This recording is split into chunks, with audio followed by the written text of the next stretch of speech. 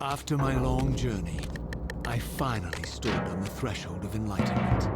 For here was Janos Audron's mountain retreat, intact and unblemished. The upheaval that would one day topple this ancient edifice had not yet occurred. And while I had no certainty that Janos still lived, this scene boded well, for I presumed that the collapse of the retreat must have followed the ancient vampire's demise.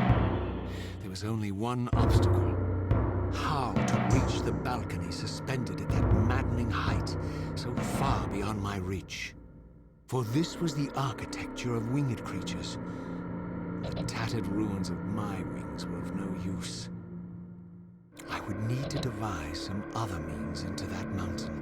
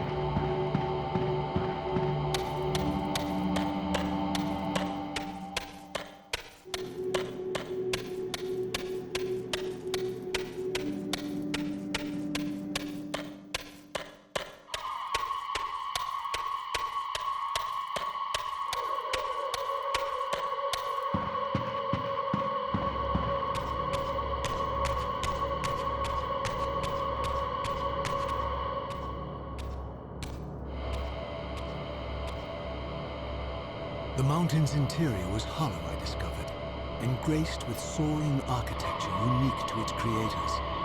As with the outer facade, these balconies and galleries could only be reached by those gifted with flight. With only my ruined wings to carry me, this towering labyrinth seemed impassable. The object of my quest lay just beyond my grasp. For here, suspended at the apex of the chamber, was the threshold that surely led to the great vampire himself. I didn't know whether Janos Audron was the monster depicted in the stronghold, or one of the noble creatures memorialized among the ruins of the ancient vampires. And I didn't care. Demon or angel, he alone held the key to my destiny.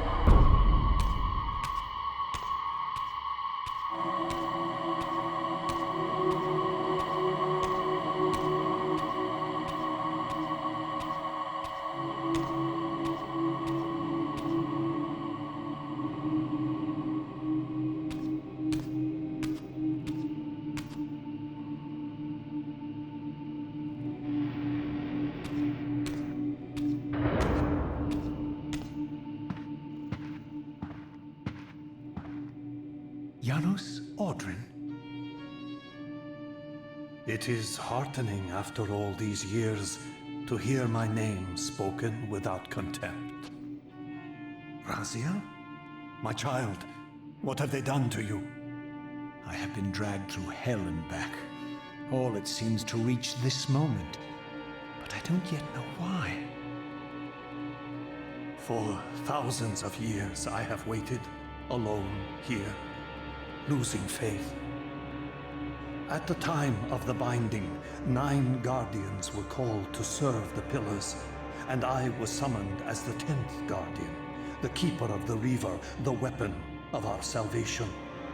Over time, our race died out, until I alone remained, sustained only by my obligation to you and by my guardianship of the blade. And the other 9? Why did their guardianship not sustain them? I don't know. As our race dwindled, the humans prospered. I have watched over the centuries as our history faded into myth and finally receded altogether. The humans have forgotten us entirely and claimed the pillars for themselves, wholly ignorant of their true purpose. To them, I am merely a devil, the origin of their vampire plague. Why would the pillars summon human guardians then, if they are meant to be served by vampires? The pillars choose their guardians from birth, Raziel, and vampires are no longer born. This is the crux of our dilemma, and this is the terrible irony. With their vampire purge, the members of the Circle have assaulted the very architects of the pillars they are sworn to protect. They have embarked on a treacherous path. With every vampire they kill, the humans are slitting their own throats. They know I'm up here, beyond their reach, and it terrifies them. You can see how they flaunt their kills to torment me, or perhaps simply to lure me out. They have this foolish notion that destroying me will somehow topple our entire bloodline. Thankfully, we're not that fragile. I have seen them mustering their forces in the village below. Yes. I don't know what they're plotting, but I fear our time may be bitterly short. Mankind seems to have brought you only torment and grief. You must hate them.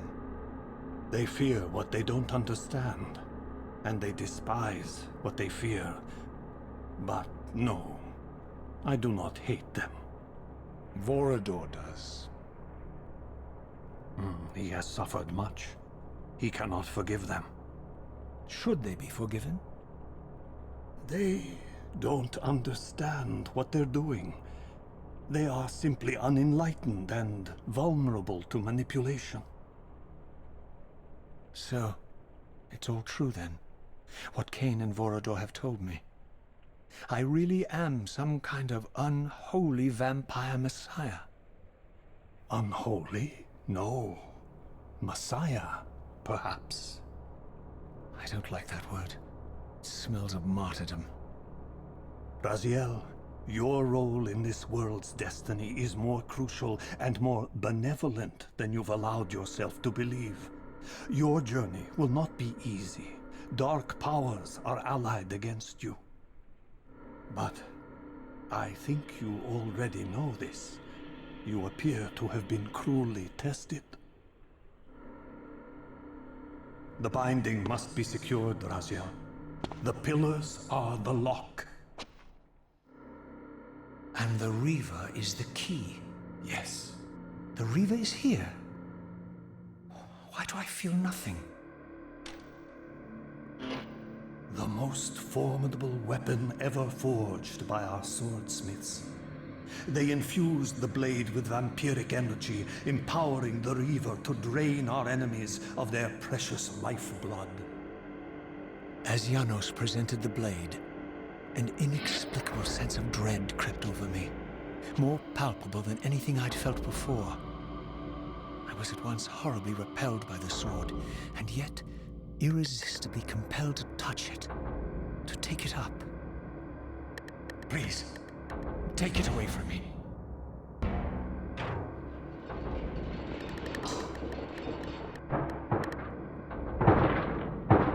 I fear you have been followed.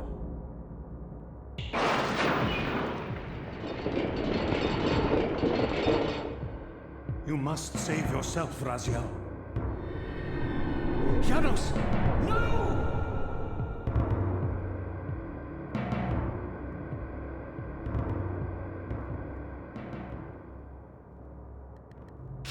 My surroundings whirled sickeningly, and I found myself transported safely away from the ambush to an adjacent chamber. Janos had delivered me from the Sarafan, selflessly forfeiting his own safety to preserve my life. And now I feared that my newfound mentor would be slaughtered by the very crusaders I had so recently revered. The irony pierced me, and with dawning horror, I realized that I had been duped by Mobius from the beginning. For the Sarafan had simply followed the path I gullibly blazed through this sanctuary, and had arrived bearing Mobius' staff. Thus armed, they had Janos at their mercy. Through the door, I could hear them battling, less than a dozen paces away. But it may as well have been 1,000 miles, for this barrier was sealed by elemental forces I did not possess. It seemed Janos had conveyed me into the heart of the fire shrine. I thought perhaps if I could galvanize the forge and imbue the Reaver in time, I might have a slim chance of saving Janos from his grisly fate.